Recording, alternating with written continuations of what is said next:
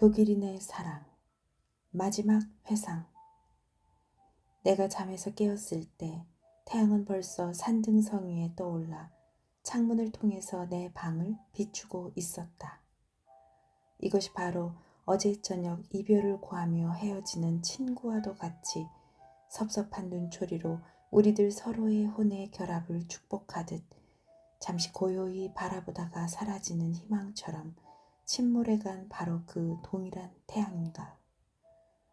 그렇지만 지금 나를 비추고 있는 태양은 마치 어린애가 눈을 반짝거리며 우리의 방에 뛰어들어와 즐거운 축전에 축복을 빌려고 하는 것 같다. 그러면 나는 몇 시간 전만 해도 마음도 몸도 완전히 붕괴되어 침대 속에 몸을 파묻고 있었던 바로 꽃 같은 나 자신일 수 있을까? 그러나 지금의 나는 본래의 생활력을 회복하고 신에 대한 또한 자기에 대한 신념을 느끼고 있는 것이다. 그 신념은 아침 공기와도 같이 정신을 상쾌하게 하고 생기를 불어넣어주는 것이었다. 만일 잠이란 것이 없다면 인간은 대체 어찌 될까? 우리는 밤이라는 사자가 밤만 되면 우리를 어느 곳으로 끌고 가는지를 모르고 있다. 밤이 우리 눈을 감기고 아침이 되면 다시 눈을 뜨게 해주리라는 것을, 즉 우리를 우리 자신에게로 다시 돌려주리라는 것을 누가 보증해 줄 것인가? 최초의 인간이 이 알지 못할 친구의 팔에 몸을 맡길 때에는 아마 용기와 신뢰의 염이 몹시 필요했을 것이다. 우리의 천성에는 어떤 알지 못할 절망감이 있어 그것을 억제치 못하고 여러 사물을 무리로 신뢰한다든가 몸을 맡겨버리는 경우가 많은 법이다. 그렇지 않다고 하면 아무리 필요했다손 치더라도 자기 스스로 자진하여 눈을 감은 채 미지의 꿈나라로 발을 들여놓을 수 있는 사람은 없을 것이다. 약하다든지 필요하다는 의식이 우리를 이끌어 보다 높은 힘에 의뢰하게 하고 만유를 지배하는 아름다운 질서에 귀의시키는 것이다. 그렇기 때문에 비록 잠시이긴 하지만 눈을 뜨든 눈을 감든 우리의 영원한 자아를 지상의 자아에 붙들어맨 사슬을 벗어버렸을 때 우리는 정력과 원기를 느끼는 것이다. 어제 흘러가는 저녁 안개와 같이 몽롱하게 나의 머릿속을 흐리게 하던 것이 갑자기 명쾌하게 사라졌다. 우리 둘의 사이가 우리 서로의 것이라는 것을 나는 느꼈다. 그것은 오빠와 누이라는 관계라도 좋다. 아버지와 아들과의 관계라도 좋다. 혹은 약혼한 관계라도 좋은 여하간 둘이 영원히 떨어져서는 안 되는 관계였다. 우리는 더듬거리는 말로써 사랑이라고 부르는 것에 대한 진정하고 올바른 이름을 찾아내지 않으면 안 된다. 나는 너의 오빠라도 좋다. 아버지라도 무엇이라도 되어주고 싶다 하고 부르짖을 때 이 무엇이라도에 대한 정확한 언어를 찾아내지 않으면 안 된다. 왜냐하면 이 세상은 이름이 없는 것을 용인하지 않기 때문에. 그 여자는 나에게 말하지 않았던가. 온갖 사랑의 원천인 순수한 전인적 사랑을 가지고 나를 사랑하겠노라고. 그렇다면 나의 쪽에서도 온 사랑을 바치겠노라고 고백했을 때 그 여자의 충격과 당황은 어찌 된 영문일까? 그렇다고 우리 둘 사이의 사랑에 대한 내 신념은 흔들리지 않았다. 도대체 우리는 사람의 정신 속에서 일어나는 일을 왜 그렇게 길을 쓰고 해명하려는 것일까? 자기의 마음속도 이해하지 못하면서 자연계에 있어서나 인간에게 있어서나 우리 마음속에 있어서나 설명할 수 없는 것만이 가장 우리의 마음을 사로잡는 것일 텐데 우리에게 이해되는 인간, 마치 해부용 모형처럼 속속들이 해명되는 인간은 많은 소설 중에 인물과 같이 우리를 냉담하게 만든다.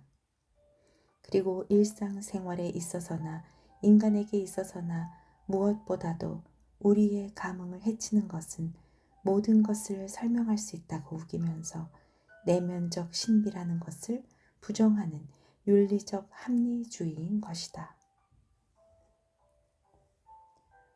어느 사물에나 해결하기 어려운 것이 있는 법이다. 우리는 그것을 운명이니 영감이니 성격이라고 이름짓고 있다.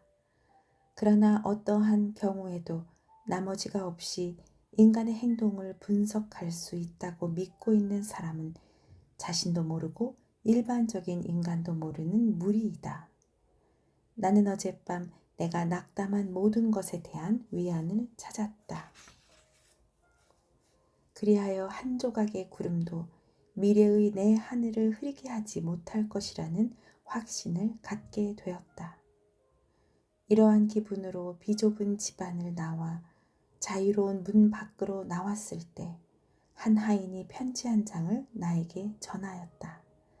나는 귀엽고 침착한 필적을 보고 그 편지는 바로 사랑하는 후작의 영양으로부터 온 것을 알아차렸다.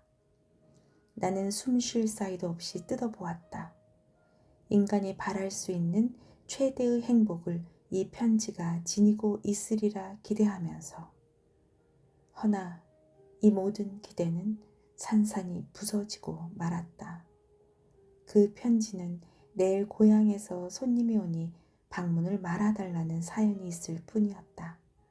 한마디의 부드러운 말도 없었고 그 여자의 기분에 대한 한마디의 의견도 없었다. 추신으로 내일은 궁중 고문관이 오는 날이에요. 그러니 모레나 라고 적혀 있었다. 이것은 나의 일생이란 페이지로부터 돌연히 이틀분을 뜯어내는 일이었다. 이틀을 뜯어버리면, 아니 그래서야 될 말인가. 이 이틀은 감옥 속의 함석 지붕처럼 내 머리 위에 걸려있는 것이었다. 나는 이틀을 되살리지 않으면 안 된다. 그것을 국왕이나 거지에게 희사해서야 될 말인가. 국왕은 이틀 동안 제 옥좌에 편히 앉아 있을 테고 거지는 사원 입구의 돌 위에 편히 앉아 있을 텐데. 나는 잠시 명상에 잠겼다. 곧 나는 아침 기도를 회상하고 혼자 중얼거렸다. 절망이라는 것보다 더 커다란 신에 대한 불신은 없어. 아무리 작은 일이라도, 아무리 큰 일이라도 그것은 위대한 신의 계획의 일부이기 때문에 아무리 어려워도 따라가지 않으면 안 되는 것이다. 눈앞의 절벽을 발견한 기사와도 같이 나는 말고삐를 힘껏 뒤로 잡아 끌었다. 그것도 할 수 없는 일이 아니냐? 하나님이 만드신 이 대지는 슬퍼하는 곳이 아니다 하고 부르짖었다. 그 여자의 손으로 쓰여진 몇 줄의 글자를 손에 넣은 것만 해도 행복한 일이 아니냐. 그리고 그 여자를 다시 만나리라는 것은 이제까지의 어느 일보다도 행복하지 않은가. 머리를 항상 물 위로 내놓아라 하고 인생에 통달한 수영가는 말한다. 그렇지 않으려거든 눈과 귀로 물이 흘러들어 목구멍으로 들어가기 전에 차라리 한 번에 쑥 빠져버리는 것이 낫다. 따라서 일상생활의 조그마한 사고에도 신의를 생각하고 모든 고통을 당하는 하나하나의 생활 상태를 신의 섭리라는 관념에 귀착시키는 것을 싫게 생각하는 사람은 생활이 의무는 되지 못할 망정 예술이라고 생각하는 것이 좋다. 그렇게 생각해보면 조그마한 고통이나 손해를 당하여 몹시 슬퍼하고 분개하는 어린애보다 추한 것은 이 세상에 없을 것이다. 반대로 눈물을 흘리고 있는 눈 속에 햇빛으로 천진하고 유쾌하게 빛나는 어린애보다 아름다운 것은 또 없을 것이다. 그 모습은 마치 봄비에 떨고 있다가도 햇빛이 뺨 위에 눈물을 말려주는 동안 다시 피어 훈향을 바라는 꽃송이와 같기 때문이다. 이러한 운명에도 불구하고 나는 이틀 동안을 그 여자와 함께 지내는 것과 같은 달콤한 회상에 잠겼다. 그 전에 그 여자가 말한 사랑스러운 이야기라든지 나에게 밝혀준 아름다운 여러 생각을 다시 써보고 싶었다. 이렇게 우리 둘이서 지낸 즐거운 시절과 회상과 더 즐거울 미래의 희망 속에서 이틀이 지나갔다. 이틀 동안 나는 그 여자의 곁에서 그 여자와 함께 앉아 그 여자와 같이 살았다. 그리하여 그 여자의 손을 내 손에 쥐고 있던 지난 날보다 더 그 여자의 마음과 사랑을 내 몸 가까이에 느꼈다. 이 수기는 지금 와서는 나에게 얼마나 아름다운 것인가, 얼마나 되읽고 되읽었었던가. 마치 그 여자가 한 말은 한마디도 잊지 않고 외려는 듯이. 이 수기는 나의 행복의 증인이었다. 무언으로서 천만의 언어보다 한층 웅변으로 말하는 친구의 눈초리처럼 속으로부터 나를 쳐다보는 것이었다. 지나가버린 행복의 회상, 지나가버린 괴로운 회상, 우리를 감싸며 속박하던 모든 것이 사라졌을 때 인간의 마음이 마치 영영 잠들어버린 아들 무덤에 그 어머니가 몸을 쓰러뜨리듯 그 회상에 몸을 던지면 아무 원망도 고요한 침잠을 방해하지 못하게 되는 먼 과거의 추상. 그것을 사람들은 아마 애수라고 부를 것이다. 그렇지만 그 애수 속에는 행복감이 있는 것이다. 그것은 사랑과 고민을 뼈저리게 맛보지 못한 사람은 알기 어려운 것이다. 시집 올 때 둘렀던 면사포를 딸의 머리 위에 감아주면서 떠나간 지 오랜 남편을 생각하는 어머니에게 지금 무엇을 느끼느냐고 시험 삼아 물어보아라. 불행히도 몸이 약하여 세상을 떠나지 않으면 안 되는 사랑하는 소녀가 떠나는 임종시에 남자가 어렸을 때 준 지금은 다 시들어버린 장미꽃을 다시 남자에게 되돌려와 그 장미꽃을 받아든 남자에게 지금 무엇을 느끼느냐고 물어보아라. 그들은 둘 다 울 것이다.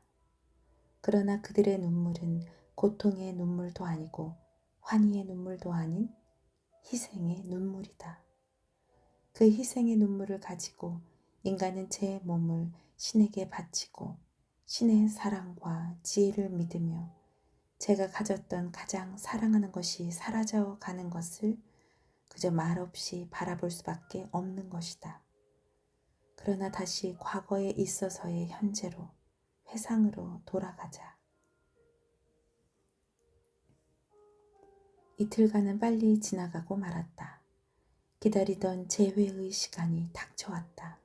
나의 온몸은 떨렸다. 첫 번째 날에는 마차와 기사들이 도에로부터 와서 성내는 여러 손님으로 활기를 띠고 있었다. 지붕 위에는 깃발이 나부끼고 성뜰에는 음악이 있었다. 호수 위에는 유람의 곤돌라가 활기를 띠었고 남자들의 노랫소리가 물결 위로 들려오는 것이었다. 둘째 날에도 그곳은 몹시 떠들썩하였다. 그러나 그날 오후가 되자 손님들은 곧 떠날 준비를 하였다. 그리고 밤이 되자 궁중 고문관의 마차가 단독으로 도시를 향하여 떠나고 있었다. 나는 그 여자가 이제는 나를 생각하고 곁에 와주기를 바라고 있다는 것을 알았다. 그런데도 내가 그 여자와 악수도 않고 이틀간에 떨어졌던 괴로움을 말하지 않고 또 내일 다시 만나는 기쁨을 새로이 하자는 말 한마디 없이 또 한 밤을 세워야 한단 말인가. 저기 여자의 방에 불이 켜진 것이 보인다. 왜 그 여자는 혼자 있어야 하는가? 왜 내가 지금 잠시나마 그 여자와 만나서는 아니 되는가? 나는 벌써 곁에 와 있었다. 그리고 초인종을 막 누르려 하고 있었다. 그때 나는 갑자기 하려던 것을 멈추고 말았다. 기다려라. 그렇게 약해서 되느냐? 너는 그 여자 앞에 나서면 밤에 좀도둑이나 된 듯이 부끄러워하지 않으면 안 된다. 내일 아침 개선 장군처럼 그 여자의 앞에 나서는 것이 좋다. 그 여자는 지금 내일 너에게 씌워줄 관을 짜고 있을 테니까. 아침이 되어 나는 그 여자에게 갔다. 이제는 정말로 갔다. 육체가 없어도 정신이 존재할 수 있다고 말하지 말라. 완전한 존재, 완전한 의식, 완전한 환이라는 것은 정신과 육체가 하나로 되었을 때 비로소 존재할 수 있는 것으로 그것은 육체화한 정신이며 정신화한 육체인 것이다. 육체가 없는 정신이 있다 손치면 그것은 유령에 지나지 않으며 정신이 없는 육체가 있다 손치면 그것은 시체에 지나지 않는다. 들의 핀 꽃에 정신이 없다고 할 수 있을까? 그 꽃은 자기를 지탱해주고 생명과 존재를 주는 신의 의지, 즉 조물주의 마음으로부터 만물을 바라보고 있지 않은가? 그것이 곧 꽃의 정신인 것이다. 그 정신을 인간은 말로 표현하지만 꽃은 침묵을 지킬 따름이다. 참된 생활은 항상 육체적 정신적 생활이며 참된 향락은 육체적 정신적 향락이며 참된 회합은 항상 육체적 정신적 회합인 것이다. 이틀 동안 그렇게도 행복하게 지낸 회상의 세계는 그 여자의 앞에 서서 그 여자를 대하자 그림자와 같이 소멸되고 말았다. 나는 될 수 있으면 그 여자의 이마와 눈과 볼을 손으로 감촉하여 정말로 그 여자가 내 곁에 있는가를 확인하고 싶었다. 밤낮으로 나의 심전에 떠오르던 그 여자의 그림자가 아니라 참된 존재를, 나의 것은 아니지만 나의 것이어야 하고 나의 것이 되고자 하는 존재를, 내가 내 몸과 똑같게 믿고 있는 존재를, 나로부터 멀리 떨어져 있기는 하지만 나 자신보다도 가까운 그 존재를, 그것이 없으면 나의 생명은 이미 생명이 아니며 나의 죽음은 이미 죽음이 못 되며 나의 슬픈 존재는 입김처럼 허공 속에 사라지고 말게 될 그 존재를 나는 확증하고 싶었다. 나의 이러한 생각과 눈초리가 그 여자의 온몸으로 쏟아져 들어갈 때 이 순간에 겨우 나의 축복이 이루어진 것 같았다. 죽음이라는 것까지 생각하게 되면 어인 일인가. 그러나 죽음이란 하등의 공포심도 일으키지를 못했다. 왜냐하면 이 사랑이란 것은 죽음이란 것으로 손상되지 않고 도리어 정화되고 승화되고 영원화되는 것이기 때문이었다.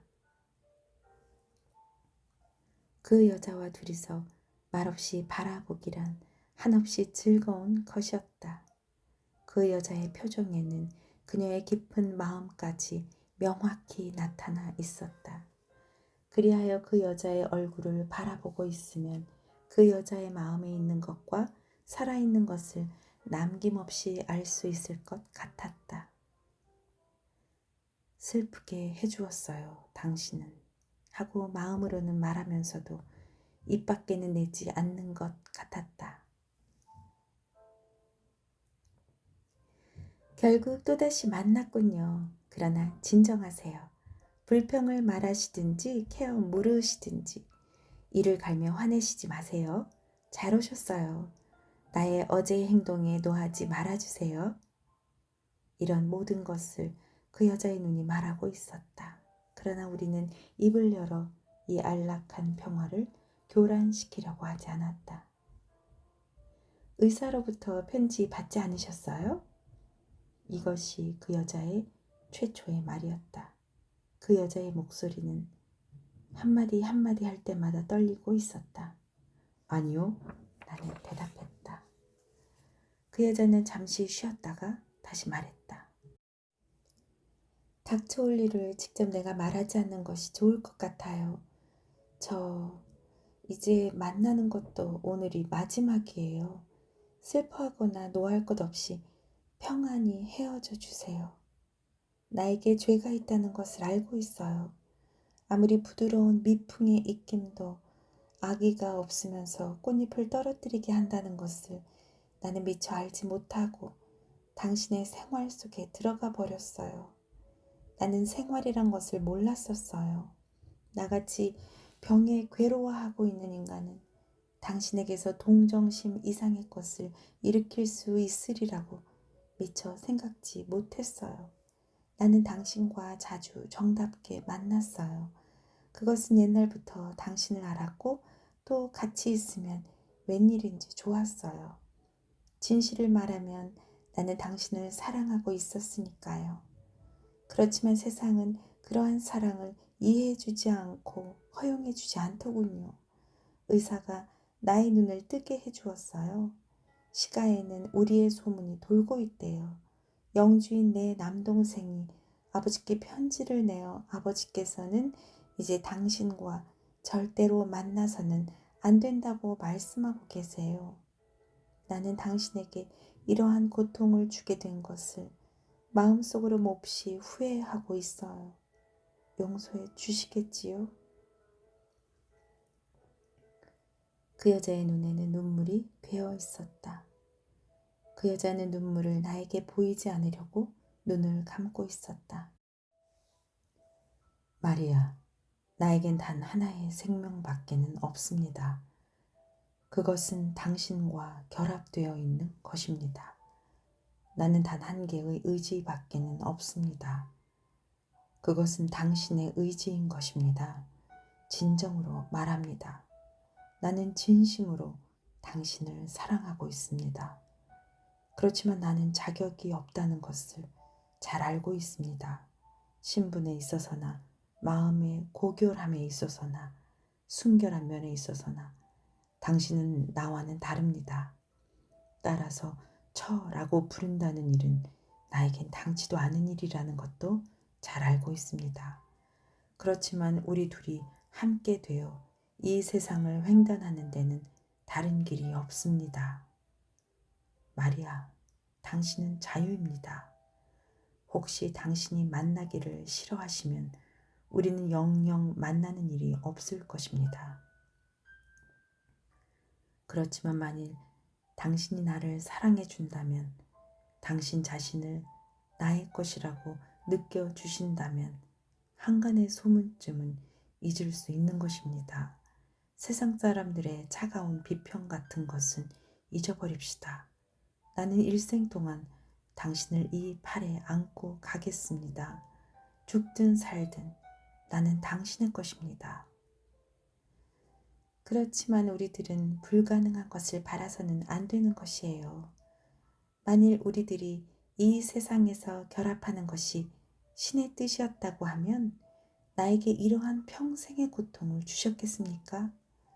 우리는 운명이라든지 경우라든지 관계라든지 하는 것은 결국 신의 섭리라는 것을 잊어서는 안 됩니다.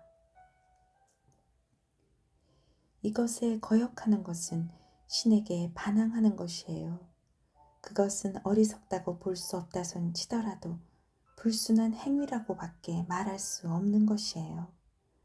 인간이 이 세상에서 사는 것은 별이 하늘에 있는 것과 같은 것이에요. 별들은 저마다 신에 의하여 규정된 궤도에서 서로 만나고 또 헤어져야만 하는 존재예요. 그것을 거부하는 것은 전혀 무모한 짓이라든가 그렇지 않으면 세상의 모든 질서를 파괴하는 짓이에요. 이 도리를 이해할 수는 없지만 믿을 수는 있어요. 그와 마찬가지로 당신에 대한 나의 애정이 왜 옳지 못한가를 나는 이해할 수 없어요. 아니, 옳지 못하다는 말을 할 수도 없고 하고 싶지도 않아요. 그러나 그 애정은 있을 수 없는 것이며 있어서는 안 되는 것이에요. 아셨겠지요? 그것을 알면 이제 다 되었어요. 우리들은 겸손히 우리 몸을 신에게 맡기지 않으면 안 되는 것이에요. 그 여자는 침착하게 말하고 있기는 하지만 얼마나 심각하게 괴로워하고 있는지 나는 능히 짐작할 수 있었다. 그러나 이 인생과의 싸움을 그토록 쉽사리 단념한다는 것은 부당하다고 생각했다. 나는 되도록 침착한 태도를 잃지 않으면서 감정적인 말로써 그 여자의 괴로움을 더욱더 날카롭게 해서는 안 된다는 것을 깨달았다. 만일 이것이 이 세상에서 만나는 마지막이라 할 것 같으면 이 희생은 누구를 위하여 바쳐야 하는지를 우리는 확실히 모르고 있지 않습니까? 우리들의 사랑이 지상의 법칙을 손상시키는 것이었다고 하면 물론 나도 당신과 똑같은 겸허한 태도를 달게 갖겠습니다. 보다 높은 의견에 등을 돌린다는 것은 신을 망각하는 일입니다. 인간은 때로 신을 속이고 자기의 작은 재능으로 신의 예지를 극복시킬 수 있다고 생각할 때가 있습니다. 그러나 그것은 광증의 사태인 것입니다. 이러한 거인과의 싸움을 시작하는 인간은 분쇄되어 멸망하고 마는 것입니다. 그러나 우리의 사랑을 반대하고 있는 것이 대체 무엇입니까? 그것은 한간의 소문이라는 것 이외에 무엇이겠습니까? 나는 인간 사회의 법칙을 존중하고 있습니다. 그 법칙이 지금의 시대에 있어서 아무리 조잡하고 귀찮은 것이라 할지라도 나는 존중하고 있습니다. 병자에겐 인간이 만든 약이 필요하고 인간들을 통합하여 공동 생활의 목적을 달성시키는 데는 우리가 조소하고 있는 사회적 규칙과 겸손과 편견까지도 필요한 것입니다. 옛날 아테네인이 우리 사회의 미로를 지배하는 괴물에게 매년 배에 청춘 남녀를 가득 실어 인질로서 공납했던 것과 같이 우리는 이 사회 속에 있는 많은 신들에게 많은 희생을 바쳐야 합니다. 누구 하나 심장을 상하지 않은 사람은 한 사람도 없습니다. 사회라는 세장 속에서 즐겁게 살려면 순수한 감정의 소유자는 애정의 날개를 부러뜨리지 않고는 못 베깁니다. 그것은 피치 못할 필연인 것입니다. 당신께서는 이 세상을 알지 못하지만 나의 친구들의 예로 보아 이러한 비극을 몇 권의 책으로 이야기할 수 있습니다. 어느 남자는 한 소녀를 사랑했습니다. 그 남자는 가난했고 소녀는 부유했습니다. 양촌의 부친과 친척들은 싸우고 비웃고 하여 두 사람의 심장은 깨어지고 말았습니다.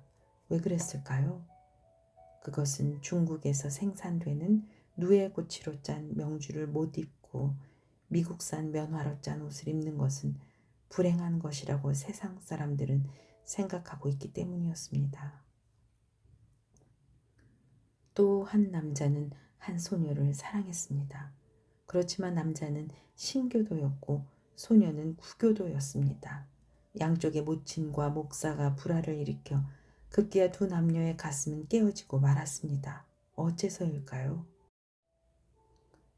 그것은 300년 전 카를 5세와 프란츠 1세와 하이리히 8세가 서로 장난한 정치적 장기놀이의 결과로 이제 와서 죄 없는 남녀의 가슴이 깨어져야 했습니다. 또 한 남자는 어느 소녀를 사랑했습니다. 그러나 그 남자는 귀족이었고 그 소녀는 평민이었습니다. 그들의 자매들이 반대하는 독설로 말미암아 두 사람의 가슴은 깨어졌습니다. 어째서일까요? 그것은 100년 전 어느 병사가 전쟁터에서 국왕의 생명을 위험하게 하던 적군의 군사를 죽인 까닭이었습니다. 그 때문에 그 병사는 칭호와 명예를 받았던 것입니다.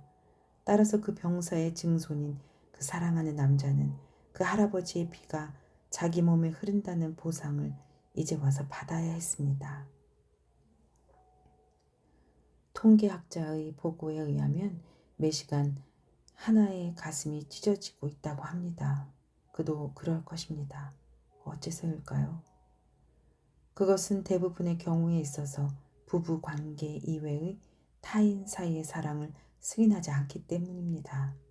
두 명의 여인이 같은 남자를 사랑한다면 한 사람은 희생되지 않으면 안 됩니다. 두 명의 남자가 한 여자를 사랑한다면 한 사람, 때로는 둘 다 희생되는 것입니다. 어째서일까요? 자기의 것으로 만들고 싶다는 생각을 버리고선 여자를 쳐다본다는 것이 못 쓴단 말입니까? 당신은 눈을 감는군요. 내가 너무 말을 지나치게 하고 있는가 보군요. 여하튼 한간의 말들이 인생에 있어서 가장 신성한 것을 가장 비속한 것으로 만들어버리고 말았습니다. 그렇지만 마리아, 이만큼 말하면 충분하겠지요? 우리들이 세상에 있으면서 이 세상과 이야기하고 교섭하려면 그 한간과 병행하는 언어 형식을 사용해야 됩니다. 그러나 우리들의 가슴이 소란한 세상에 방해받지 않고 순수한 심장의 말을 주고받을 때만은 신성한 보물을 지녀야 하지 않습니까? 세간도 이러한 고고한 정신을 존경할 것입니다. 자기의 정당한 권리를 의식하고 저속한 시대 사조에 대하여 행하는 고귀한 인사의 용감한 반항을 사회도 존경하는 것입니다. 한간에 통용되고 있는 겸손이라든가 자연스러움이라든가 편견과 같은 것은 감초와 같은 것입니다. 푸른 담쟁이 덩굴이 무수한 뿌리와 줄기를 가지고 딱딱한 벽돌 벽에 한 면을 장식하고 있는 것은 아름답습니다. 그러나 너무 무성하도록 내버려 두어서는 안 되는 것입니다. 억제하지 않으면 이 담쟁이 덩굴은 건물의 모든 틈으로 뻗어 들어와 내부로부터 붙여놓은 시멘트를 파괴하고 마는 것입니다. 마리아, 내 것이 되어 주십시오. 당신 가슴의 소리에 따르십시오. 지금 당신의 입술로부터 나오려는 말이 나와 당신의 운명을 영원히 결정할 것입니다. 나는 입을 다물었다. 나의 손에 쥐고 있는 그 여자의 손은 심장의 따뜻한 압력에 응답하고 있었다. 그 여자의 마음속에서는 큰 파도가 일고 눈보라가 몰아치고 있었다. 나의 앞에 펼쳐진 푸른 하늘은 폭풍이 검은 구름을 몰아가듯 아름답게 보이는 것이었다. 그렇지만 왜 나 같은 것을 사랑하세요? 하고 그 여자는 이 결정의 순간을 좀 더 연장시키고 싶은 듯 낮은 목소리로 묻는 것이었다. 왜냐고요? 마리아, 어린애에게 왜 태어났느냐고 물어보십시오. 들에 핀 꽃에게 왜 피었느냐고 물어보십시오. 태양에게 왜 비추느냐고 물어보십시오. 나는 당신을 사랑하지 않고는 못배기기 때문에 사랑하는 것입니다. 이 대답이 부족하다면 이곳에 있는 당신의 애독서에게 대신 대답시켜 주십시오.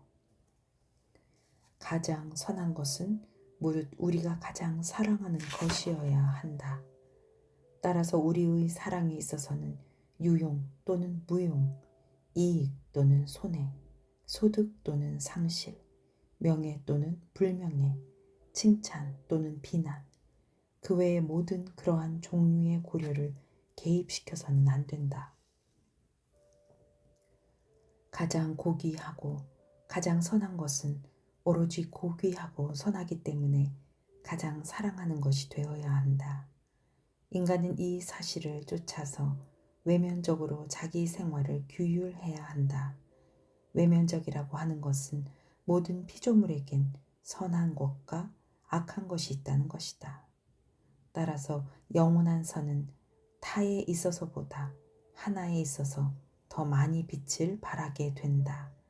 따라서 영원한 선이 그러한 속에서 가장 잘 빛을 발하고 빛나고 작용하고 인정되고 사랑받는 것은 이 모든 피조물 중 최선의 것이기 때문이다. 이러한 작용이 가장 적은 것은 최악의 것이어야 한다. 따라서 피조물을 취급하고 이것과 교제함에 있어서 위의 구별을 인정한다면 가장 선한 것은 동시에 가장 사랑스러운 것이어서 노력하여 이것과 접하고 이것과 하나가 되어야 한다. 마리아, 당신은 내가 지구상에 살고 있는 가장 선한 피조물인 것입니다. 그러므로 나는 당신에게 호의를 가지고 있고 사랑도 하는 것입니다. 또 우리가 서로 사랑하는 것입니다. 당신 속에 품고 있는 말을 그대로 말해 주십시오. 당신이 나의 것이라고 말해 주십시오. 당신의 가장 깊은 감정을 부정하지 말아 주십시오. 하나님은 당신에게 고통스러운 생애를 주셨습니다. 그러나 하나님은 당신에게 나를 주셔서 그 괴로움을 나누게 하셨습니다. 당신의 고통은 동시에 나의 고통이어야 합니다. 우리는 함께 그 고통들을 감당해 나가지 않으면 안 됩니다. 마치 배가 무거운 돛을 감당하듯이. 그러나 그 돛은 인생의 폭풍 속을 향하여 급기야는 그 배를 안전한 항구에까지 데려다 주는 것입니다. 그 여자의 가슴 속은 차츰차츰 조용해져 갔다. 그 여자의 뺨 위에는 저녁놀과 같은 분홍빛이 희미하게 비치고 있었다. 그 여자가 눈을 크게 뜨자 태양은 다시 찬란하게 빛을 발했다. 나는 당신 것이에요. 하나님의 뜻대로. 나를 이대로 받아주세요. 내가 살아있는 한 나는 당신 것이에요. 하나님이 우리를 가장 아름다운 생활로 다시 이끌어 주시고 나에 대한 당신의 사랑에 보답하시기를 바라고 있어요.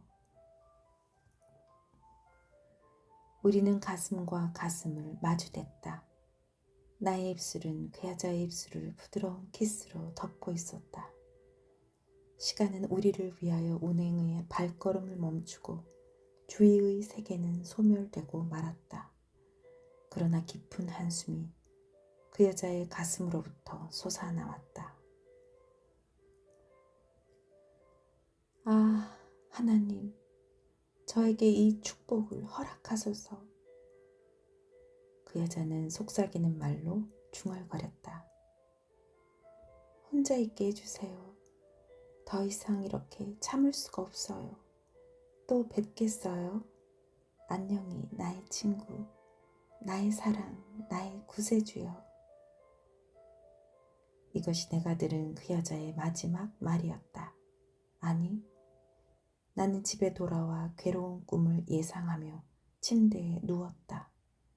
자정이 지났을 무렵 늙은 의사가 나의 방으로 찾아왔다. 그리고 그는 말했다. 우리의 천사는 천국으로 승천하고 말았다. 이것이 군에게 보낸 그 여자의 최후의 인사야. 하고 말하면서 한 통의 편지를 나에게 내밀었다. 그 편지 속에는 옛날에 그 여자가 나에게 내가 그 여자에게 준 신의 뜻대로 라고 써넣은 반지가 들어있었다. 그것은 한 장의 헌 종이에 쌓여 있었다. 그 종이에는 내가 어렸을 때 그 여자에게 한 말이 적혀 있었다. 당신의 것은 내 것입니다, 마리아. 라고. 몇 시간이고 나와 의사는 한마디도 말하지 않고 앉아 있었다. 그것은 고통의 짐이 너무 무거워 이젠 더 참을 수 없게 되었을 때 하늘로부터 우리에게 보내오는 정신적 실신 상태였을 것이다. 급기야 그 노인은 일어서더니 내 손을 잡고 말하였다. 우리들이 만나는 것도 오늘로써 마지막이야. 그는 이곳을 떠나야 할 몸이고 나의 여생이라야 얼마 남지 않았으니까. 하지만 꼭 한마디 군에게 말할 것이 있네. 그것은 내가 평생을 가슴속에 지니고 아무에게도 말하지 않은 비밀일세. 단 한 사람에게 그것을 고백하려 했었지. 잘 들어주게. 우리들로부터 떠나간 그 영혼은 참으로 아름다운 영혼이었네. 놀랍고 순결한 정신과 깊고 성실한 마음을 소유하고 있었어. 그렇지만 나는 마리아와 꼭 같은, 아니, 더 아름다운 영혼을 알고 있었지. 그것은 마리아의 어머니였네. 나는 마리아의 어머니를 사랑했었네. 그 여자도 나를 사랑했었지. 우리는 둘 다 가난했네. 따라서 나는 우리 둘이 이렇다 할 신분을 얻기 위해 세파와 싸웠네. 그러던 중에 젊은 후작이 나의 신부를 사랑하기에 이르렀네. 그 후작이 바로 나의 군주였지.